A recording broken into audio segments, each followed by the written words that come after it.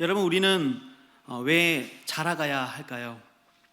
신앙생활 하면서 꼭 이런 질문을 던져야만 하는 걸까요? 그냥 편하게 교회 생활 할 수도 있을 것 같은데 왜 꼭 자라가야 되는지, 왜 꼭 성장해야만 하는지 우리는 그런 질문을 가질 때가 있습니다. 하지만 우리가 왜 자라가야 하느냐라고 하는 이 질문 자체는 좀 어떻게 보면 잘못된 질문이라고 생각합니다.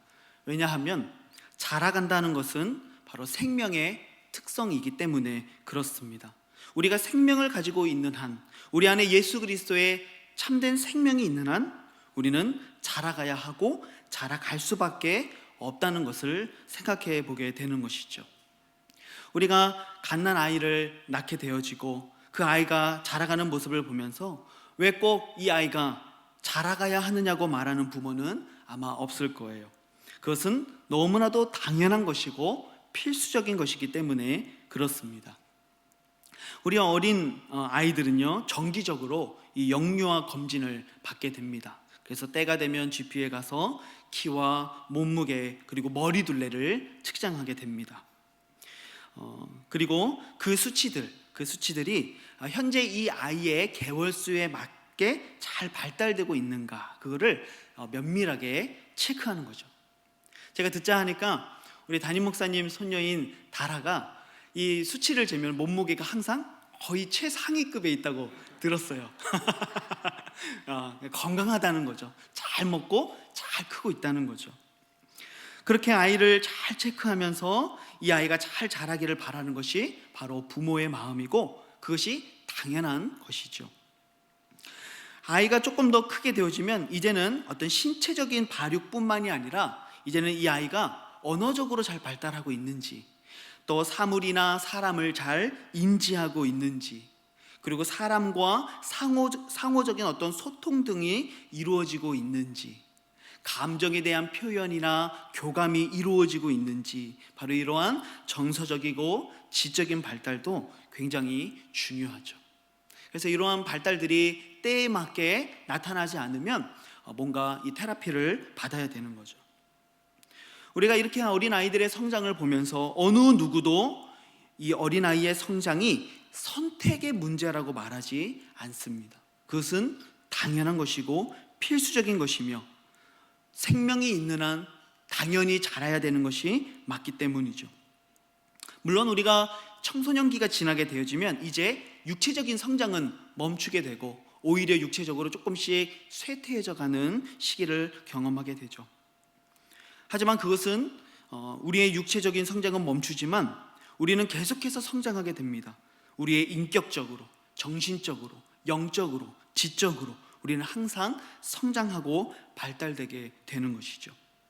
그래서 성장이라고 하는 것은 바로 살아있음의 증거다, 우리는 이렇게 말할 수 있는 것입니다.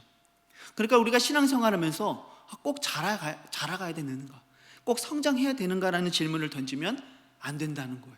왜? 우리 안에 예수 그리스도의 생명을 갖고 있는 한 그것은 당연한 것이고 필수적인 것이기 때문에 그렇다는 것이죠. 하지만 많은 그리스도인들이 교회를 다니고 예수님을 믿는다고 말하지만 신앙생활이 10년, 20년, 30년이 지나도 여전히 자라지 않는 어린아이, 반드시 자라가야 하지만 자라지 않는 그런 믿음을 가진 경우들을 우리가 보게 된다는 것입니다. 대표적인 이 성경에 나오는 사람들, 정확히 누구인지는 알 수는 없지만 오늘 이 히브리서를 읽고 있는, 그리고 이 히브리서를 읽게 될 독자들 가운데 바로 그런 사람이 있었던 것 같아요. 히브리서 5장 12절 말씀해 보니까요, 때가 오래되었으므로 너희가 마땅히 선생이 되었을 터인데 너희가 다시 하나님의 말씀의 초보에 대하여 누구에게서 가르침을 받아야 할 처지이니 단단한 음식은 못 먹고 젖이나 먹어야 할 자가 되었다. 우리가 성장하면서 이제 젖을 끊고 이유식을 먹고 단단한 음식을 먹게 되는 것처럼, 또 어린아이들은 처음에는 마일드한 음식을 먹지만 점점 더 매운 음식도 먹을 수 있게 되는 것처럼, 좀 더 크게 되어지면 입에 쓴 것도 맛있게 먹을 수 있는 것처럼, 이 히브리서의 독자들 가운데 신앙의 연수가 오래되었고 그래서 이제는 믿음의 성장을 이루어서 이제는 마땅히 누군가를 양육할 수 있는 영적인 지도자로서, 선생으로서, 남들에게 모델이 되고 본이 되는 사람으로서 서야 됐지만, 여전히 하나님의 이 말씀의 가장 기초적인 것들을 다시 배워야 할 처지에 있는 사람들이 있었다는 것이죠. 저는 오늘 이 모습이 오늘 우리들의 모습이 아닌가 한번 돌아보는 계기가 되었으면 좋겠습니다. 여전히 어린아이와 같은 신앙, 성장에 멈추어 있고 정체되어 있고 오히려 퇴보하고 있는 신앙은 아닌가, 우리의 자신을 한번 돌아볼 필요가 있다는 것입니다.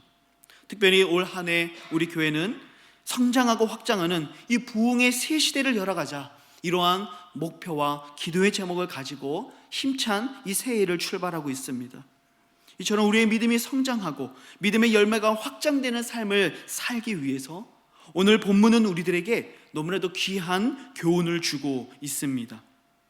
오늘 본문 이전에 이 마지막 부분에 베드로가 그렇게 얘기합니다. 이 교훈에 주는 목적은 바로 너희로 구원에 이르도록 자라게 하려 합니다, 이렇게 말하고 있는 것이죠. 그래서 오늘 이 말씀을 우리가 잘 묵상하고 우리의 영적인 삶에 적용할 수 있다면 바로 우리들의 믿음이, 우리들의 신앙이 영적인 성장을 이룰 수 있지 않을까 생각해 봅니다. 오늘 본문에서 베드로 사도는 크게 두 가지 원리를 우리들에게 가르쳐주고 있습니다. 첫 번째는 우리가 먼저 버려야 할 것들이 있다는 것을 알려줍니다. 본문 1절 말씀을 보니까요, 그러므로 모든 악독과 모든 기만과 외식과 시기와 모든 비방하는 말을 버려야 된다라고 말씀합니다. 우리의 영적인 성장을 방해하는 요소들이 있습니다. 많은 것들이 있겠지만 오늘 본문에서는 특별히 악독, 기만, 외식, 시기, 그리고 비방하는 말들을 언급하고 있습니다. 이러한 것들이 우리의 내면에 있을 때 우리가 영적으로 성장할 수 없다는 것이죠. 우리의 성장은 바로 우리의 내면에 있는 이러한 죄, 이러한 악한 것들을 버리는 것에서부터 출발한다는 것을 말씀하고 있는 거예요. 사진을 한 장 보여주시면 이 집이 이게 버려진 집이 아니라 사람이 살고 있는 집입니다. 일명 쓰레기 집이라고 말합니다. 이렇게 집안에 쓰레기를 치우지 않고 사는 사람들이 요즘에 아주 많이 늘어나고 있다고 해요. 어떤 정신적인 문제로 인한 일종의 장애를 겪고 있는 거죠. 이런 환경에 살아가고 있는 사람들이 어떤 이유에서 이런 삶을 살게 되었는지는 그들의 사연이 각각 다르고 각각 다 참 그럴 만한 아픔과 어두움의 삶이 그 안에 있다는 것을 보게 됩니다. 하지만 제가 오늘 이 사진을 통해서 생각해 보고 싶은 것은 이런 환경에서 지내고 있는 사람들이 이 쓰레기들을 치우지 않고서는 절단코 그들의 인생을 다시 시작할 수 있으리라는 기대를 할 수 없다는 거죠. 치워야 되는 것이죠. 오늘 본문에서는 우리들에게 모든 악독과 기만과 또 시기와 비방의 말들을 버리라고 말씀하고 있습니다. 그렇게 하지 않는 사람들은 우리의 마음을 집에 비유하자면 아까 방금 본 바로 그러한 사진과 같은 마음의 집을 가지고 있는 상태라고 말할 수 있을 것 같아요. 하나하나 살펴보면 이 악독이라고 하는 것은 타인을 향한 악한 감정과 마음속에서 누군가를 해하려고 하는 무자비한 악한 마음을 의미하는 말입니다. 누군가를 향한 아주 짙은 미움과 같은 것들이죠. 대표적인 인물이 바로 사울과 같은 사람이에요. 다윗은 자신을 향해 아무런 잘못도 하지 않았지만 사울은 이 다윗을 향한 이 악독을 버리지 못하고 언제나 그를 죽이려고 했던 그 마음으로 인해서, 그 안에 있었던 그 짙은 미움으로 인해서 결국 스스로 미쳐가고 하나님 앞에 버림받는 인생을 살았다라는 것을 우리가 기억하게 되죠. 그렇기 때문에 이 악독이라고 하는 것이, 누군가를 향한 이 미움의 마음이라고 하는 것이 결코 가볍지 않은 죄다라는 것을 우리가 생각해 보게 되는 것입니다. 두 번째로 기만을 언급합니다. 기만이라고 하는 것은 남을 속이는 것이죠. 원어적인 의미는 미끼로 끌어들여서 덫이나 올가미에 걸리도록 하는 속임을 의미하는 말입니다. 우리는 타인을 기만할 뿐만이 아니라 너무나도 자주 우리 스스로를 기만하기도 합니다. 그렇지 않은 척, 그것이 정말 진실인 척 스스로를 속이고 정말 자기 기만에 빠질 때가 있다는 것이죠. 자기 합리화를 하는 거예요. 뻔히 알고 있지만, 이것이 잘못됐다는 것을 알고 있지만 스스로 자신을 속이며 자기가 잘하고 있다고, 내가 맞다라고 자기 기반에 빠지는 것이죠. 우리는 이처럼 타인을 속이는 행위를 버려야 할 뿐만이 아니라 하나님 말씀 앞에 나 스스로를 세우고 진실되게 자신을 성찰할 수 있는, 그래서 자기의 기만을 버릴 수 있는 참된 그리스도인이 되어야 한다는 것을 생각해 보게 됩니다. 세 번째로 외식을 언급합니다. 이 외식이라고 하는 것은 겉과 속이 다른 것이죠. 겉은 그럴싸하게 꾸며놓은 것이지만 사실 속은 그렇지 않은 거예요. 어떤 의미에서는 자기 기만의 한 측면이라고 말할 수 있습니다. 거칠에만 있지만 스스로 정말 그렇다라고 스스로를 속이고 믿는 거예요. 물론 알고도 외식하는 사람들도 있죠. 특별히 바리새인과 같은 사람들이 그런 부류였어요. 이런 사람들에 대해 디모데전서 4장 2절에서는 이렇게 말씀합니다. 자기 양심이 화인을 맞아서 외식함으로 거짓말하는 자들이다. 그러니까 이 외식은 결국 이 양심이 화인을 맞아서 둔해져서 죄의식을 느끼지 못한 채 거짓말하고 자신을 그럴싸하게 꾸며내는 죄를 이야기하고 있는 거죠. 네 번째로 시기는 열등감에서 나오는 행동으로서 타인이 잘 되는 것을 방해하고 미워하는 것을 의미합니다. 이 시기는 우리를 썩게 하고 우리를 넘어지게 만드는 너무나도 큰 죄악입니다. 잠언 14장 30절에 보니까 평온한 마음은 육신의 생명이나 시기는 뼈를 썩게 하느니라, 이렇게 말씀하죠. 그러니까 이 시기는 사실 내가 시기를 하는 그 대상도 마찬가지지만 본질적으로는 가장 자기를 파괴하는 행동이라는 것을 우리들에게 말씀하고 있는 거예요. 마지막 다섯 번째로 비방하는 말을 언급합니다. 이것 또한 악독의 한 측면이라고 말할 수 있겠죠. 누군가를 비방하는 거예요. 의도적으로 그를 미워하고 악한 의도로 악담을 퍼뜨리는 것을 바로 이 비방이라고 우리가 말합니다. 누군가를 미워하는 마음이 있기 때문이죠. 그래서 비방하는 말들을 합니다. 때로는 그것이 거짓이든 때로는 그것이 팩트이든지 상관없이 누군가를 깎아내리고 그 사람의 잘못을 드러내고 그 사람이 나락으로 떨어지기를 바라는 그런 마음이 그 안에 있는 것이죠. 이런 말들은 사실 상대방을 파괴하기도 하지만 결국은 우리의 삶을 파괴한다고 성경도 말하고 있습니다. 야고보서 3장 6절에 보니까 혀는 곧 불이요 불의의 세계라. 혀는 우리 지체 중에서 온 몸을 더럽히고 삶의 수레바퀴를 불사르나니 그 사르는 것이 지옥불에서 나느니라. 우리의 육체 중에 혀는 가장 작은 것 중에 하나이지만 이 야고보서에서는 여러 가지 비유를 들어서 이 작은 지체가 마치 제갈이 말을 통제하고 작은 키가 배를 움직일 수 있는 것처럼, 작은 불이 온 산을 태우게 되는 것처럼 우리의 이 말, 특별히 누군가를 비방하고 깎아내리는 이러한 말들이 바로 우리의 삶을 더럽히고 우리의 삶의 수레바퀴를 불사른다라고 경고하고 있는 것입니다. 그 뿌리가 악독에 있고 미움에 있는 것이죠. 우리가 이 다섯 가지를 쭉 살펴보았는데 이 다섯 가지를 가만히 살펴보면 우리의 영적인 성장을 방해하는 모든 것들이 사실은 외부에서 나를 방해하고 외부에서 나를 괴롭게 하는 것들이기보다는 도리어 내 안에 있는 내부의 문제라는 것을 우리가 깨닫게 되죠. 누군가를 미워하는 마음, 시기하고 위선적이고 또 누군가를 비방하는 마음들, 결국은 다 내 내면의 문제라는 것을 알게 돼요. 그래서 결국 우리의 성장을 방해하는 모든 요소들은 어디 밖에 있는 것들이 아니라 결국은 다 내 안에 있는 것들이라는 사실을 우리가 발견하게 되는 거예요. 우리 안에 있는 그 악독과 기만과 위선과 시기와 비방을 우리가 버리지 않는 한 우리는 결코 우리 자신을 변화시킬 수 없고 성장시킬 수 없고, 도리어 그러한 마음들은 언제나 우리 스스로를 사회로부터, 공동체로부터, 모든 관계로부터 고립되게 만드는 것임을 우리가 깨닫게 되는 것이죠. 악독한 마음을 가지고 있는 사람, 틈만 나면 남을 비방하는 사람, 날마다 위선적이고 거칠에만 그럴싸하게 꾸며놓은 사람, 항상 거짓말하며 남의 것을 시기하는 사람, 여러분 그러한 사람 주변에 어떻게 사람들이 모일 수 있겠어요? 떠나가죠.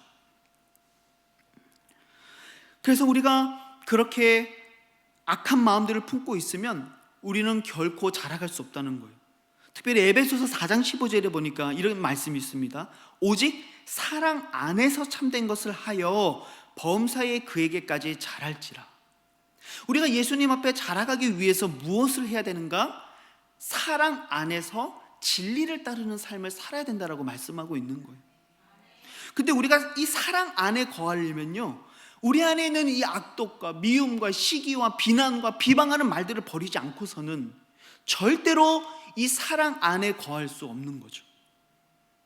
그래서 우리는 하나님을 사랑하는 뿐만이 아니라 이웃을 사랑하고 지체들을 사랑하는 이 삶을 통해서, 그리고 그 사랑 안에서 함께 하나님의 진리를 따라가는 삶을 통해서만이 비로소 우리는 예수 그리스도의 장성한 분량에까지 자라갈 수 있다고 성경은 가르쳐주고 있는 거예요. 저는 오늘 이 말씀을 통해 사랑하는 성도 여러분들께 도전하고 싶습니다. 오늘 우리가 버려야 될 모든 악독과 시기와 위선과 이런 비방의 말들, 그것들을 모두 버려버리고 하나님 앞에 성장할 수 있는 이 한 해가 되시기를 우리 주님의 이름으로 축복합니다. 두 번째로, 우리가 버려야 될 것이 있었다면 반대로 이제는 우리가 취해야 될 것, 사모해야 될 것이 있음을 말하고 있습니다. 바로 순전하고 신령한 젖을 사모하는 것입니다. 본문 2절에 말씀하죠. 갓난 아기들 같이 순전하고 신령한 젖을 사모하라. 이는 그로 말미암아 너희로 구원에 이르도록 자라게 하려 함이라. 신령한 젖, 순전한 그 신령한 젖을 사모하라고 말씀합니다. 여기서 사모하라는 이 말은 간절하게 구하라는 의미로 해석을 할 수가 있어요. 마치 이 갓난 아기들처럼 이 아이들이 엄마의 젖을 찾고 그 젖을 아주 필사적으로 빠는 이 아이들의 본능을 여러분들이 아마 아실 것 같아요. 다 경험하셨을 것 같아요. 이 아이가 어미의 젖을 빠는 힘이요, 성인보다 몇십 배나 강하다고 합니다. 이 아이들이 젖을 먹는 모습을 보신 적이 있습니까? 여유롭게 먹습니까? 그렇지 않습니다. 온몸에 힘을 다해서 땀을 뻘뻘 흘리면서 얼굴이 빨개지도록 이 아이들이요 막 엄마의 젖을 막 빨아대는 거예요. 바로 갓난 아이들처럼 그 젖을 사모하라고 오늘 우리들에게 말씀하고 있어요. 단지 하나님의 말씀을 그저 의무적으로 읽어야 되는 것 정도로 여기는 것이 아니라, 그저 때가 되면 성경 공부하고 지식적으로 알아갈 말씀으로 여기는 정도가 아니라, 그 말씀이 없이는 내가 살 수 없음을, 그 말씀만이 나의 삶을 일으키는 유일한 양식임을, 그러한 절박함으로, 그러한 간절함으로, 그러한 목마름으로 하나님의 말씀을 구하라고, 갓난아이처럼 그 젖을 사모하라고 오늘 우리들에게 권면하고 있는 것이죠. 이 말씀을 사모하지 않고는, 이 말씀을 우리가 갓난아이처럼 먹지 않고서는 절대로 성장할 수가 없다는 것을 말하고 있는 거예요. 이 시인의 고백이 참 아름답습니다. 시편 119편 10절부터 12절 말씀해 보니까요, 내가 전심으로 주를 찾았사오니 주의 계명에서 떠나지 말게 하소서. 내가 주께 범죄하지 아니하려 하여 주의 말씀을 내 마음에 두었나이다. 찬송을 받으실 주 여호와여, 주의 율례들을 내게 가르치소서. 이 시인은요, 나의 삶이 죄에 빠지지 않기 위해서 날마다 그 말씀을 내 마음에 두겠다고, 그리고 그 말씀에서 내가 절대로 떠나지 않겠다고, 온전히 순종하겠다고, 그리고 내가 모르는 것들이 있다면 하나님 그 말씀을 내게 가르쳐 달라는 아주 간절한 기대와 소망을 담아 이 시로 노래하고 있는 것이죠. 하나님의 말씀에 온전히 순종하겠다는 믿음의 다짐이 그 안에 있는 거예요. 그 말씀이 없이는 결코 이 어두운 세상을 걸어갈 수가 없다고. 그래서 그 뒤에 105절 그 이후에 보면 우리가 잘 아는 그 말씀, 주님의 말씀은 내 발의 등이요 내 길의 빛이라는 그 시인의 고백이 나오게 되는 거죠. 그 말씀이 없이는 이 어두운 세상을 걸어갈 수 없다고, 살아갈 수 없다라는 그 절박함이 그 시인 안에 있었던 것이죠. 예수님께서도 사단의 시험을 무엇으로 물리치셨습니까? 하나님의 말씀으로 물리치셨어요. 그래서 그것처럼 이 말씀을 통해 하나님, 내가 이 범죄하지 않도록 이 시험을 물리칠 수 있도록 인도해 달라고 고백하는 이 시인의 고백이 오늘 우리들의 고백이 되어지기를 소망합니다. 이 말씀을 가지고 살아가는 거예요. 근데 단지 읽는 것, 공부하는 것, 그것이 아니라 이 말씀을 가지고 우리는요, 하루하루를 살아내는 삶을 살아가는 거예요. 원수를 사랑하라고 말씀하신 그 하나님의 말씀 때문에 꼴보기 싫은 사람도 다시 한번 사랑의 손길을 내밀고, 어려운 이웃을 돌아보라는 주님의 말씀 때문에 내 작은 물질을 나누며, 이 세상을 사랑하지 않고 하나님을 사랑하기로 결단하며 살아가는 그 말씀의 삶, 그 말씀의 삶을 살아가라고 우리들에게 말씀하고 있는 거죠. 히브리서 5장 14절 다시 한 번 더 보면은 이런 말씀이 있습니다. 단단한 음식은 장성한 자의 것이니 그들은 지각을 사용함으로 연단을 받아 선악을 분별하는 자들이다. 오늘 본문에서 젖은 긍정적인 의미로 쓰였습니다. 순전하고 신령한 젖. 하지만 이 히브리서 5장 14절에서의 젖은 조금 부정적인 의미로 쓰이고 있어요. 아직 너희가 젖이나 먹는 어린아이와 같다는 것이죠. 그럼 이런 사람들이 어떻게 장성한 자가 되는가? 단단한 음식을 먹는 장성한 사람으로 발전하는 거예요.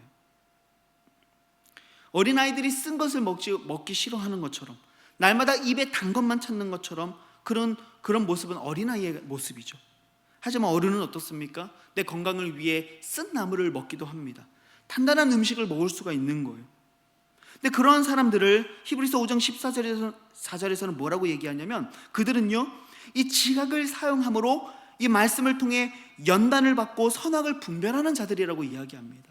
그러니까 이게 무슨 말이냐면, 하나님의 말씀을, 좋은 말씀들, 그냥 누구든지 삼킬 수 있는 그런 달고 그런 말씀들 뿐만이 아니라, 때로는 너무 단단한 말씀, 삼키기 너무 어려운 말씀들, 그런 나를 찌르고 나를 책망하는 그런 말씀들, 때로는 내가 피눈물을 흘려야만 실천할 수 있을 것 같은 그런 말씀들까지도 삶의 자리로 나아가서 실천하면서 연단을 받는 거죠. 눈물을 흘려보는 거예요. 찢겨지고 조롱도 당해보는 것이죠. 하지만 이러한 연단받는 삶을 통해 하나님의 은혜를 경험하고 깨닫게 되는 것이죠.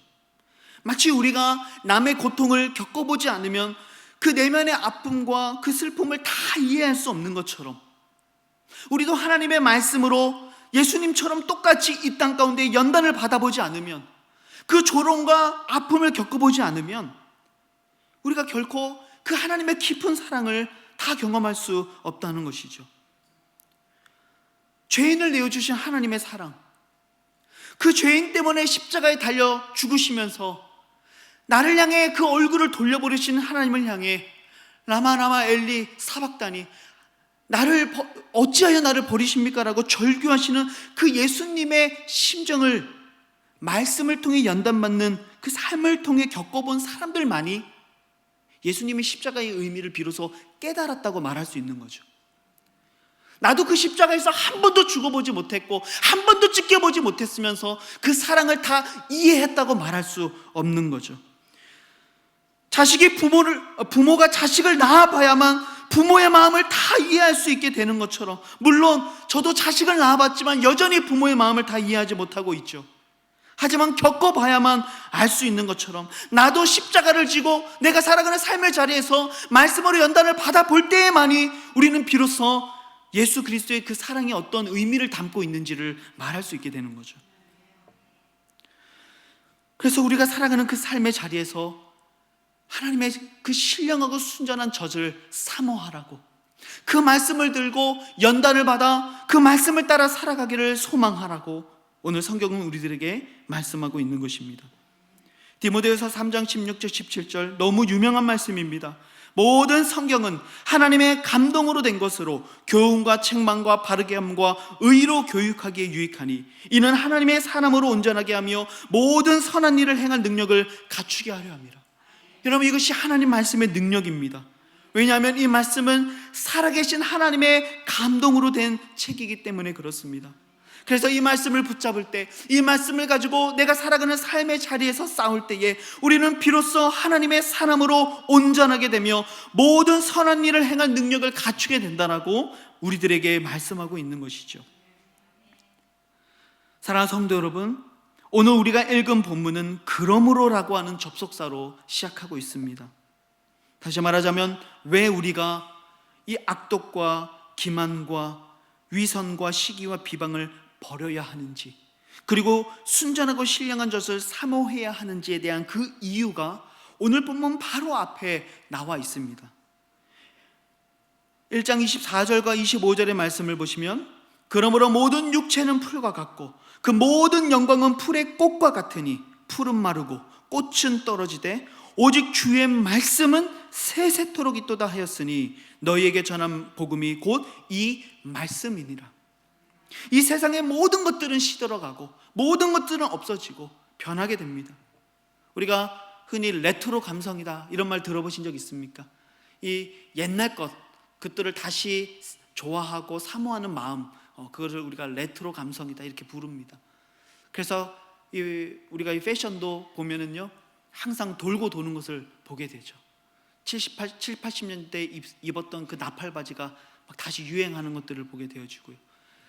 그 바지에 막 쫄쫄하게 붙었던 그 바지들을 다시 막 유행하는 것들을 우리가 보게 됩니다. 세상은 계속 바뀌죠. 부정되었던 것들이 다시 인정되는 시대를 우리가 살고 있어요. 오늘은 인정되었는데 내일은 그것이 부정되는 사회를 우리가 살고 있는 거죠. 하지만 이렇도록 변하는 시대 속에 영원히 변하지 않는 유일한 진리가 있다면 그것은 바로 하나님의 말씀이라고 우리들에게 말씀하고 있는 거예요. 그래서 우리는 모든 악독과 기만과 위선과 시기와 비방을 버리고 바로 이 하나님의 말씀을 사모하라고, 이 말씀을 읽고 이 말씀을 공부하고 그 말씀을 따라 살아보며 그 말씀을 통해 연단을 받아 그 십자가의 의미를 더 깊이 알아가라고, 우리를 위해 아들을 내어주신 하나님의 사랑의 그 의미를, 그 깊이를 더 깊이 알아가라고 우리들에게 도전하고 있는 것이죠. 사랑하는 성도 여러분, 올 한 해 우리의 표어처럼 성장하며 확장하는 부흥의 새 시대가 우리 교회뿐만이 아니라 바로 여러분들의 영적인 삶에, 여러분들의 가정 속에 이루어지기를 주님의 이름으로 축복합니다. 그러기 위해서는 우리는 자라가야 됩니다. 모든 악독과 시기를, 비방을 버리고 하나님의 말씀을 사모해야 됩니다. 그 말씀을 들고 여러분들이 살아가고 있는 그 삶의 자리에서 때로는 넘어지고 때로는 찢겨도 그 말씀을 통해 더욱 깊은 십자가의 의미를 알아가시기를 주님의 이름으로 축복합니다. 그래서 우리가 올 한 해가 지나 우리의 한 해를 돌아볼 때 성장했고 확장했고 우리의 가지가 더 풍성해졌고 이 가지가 담을 넘어 열방을 향해 나아간 풍성한 한 해였다라고 고백할 수 있는 은혜가 있기를 우리 주님의 이름으로 축복합니다.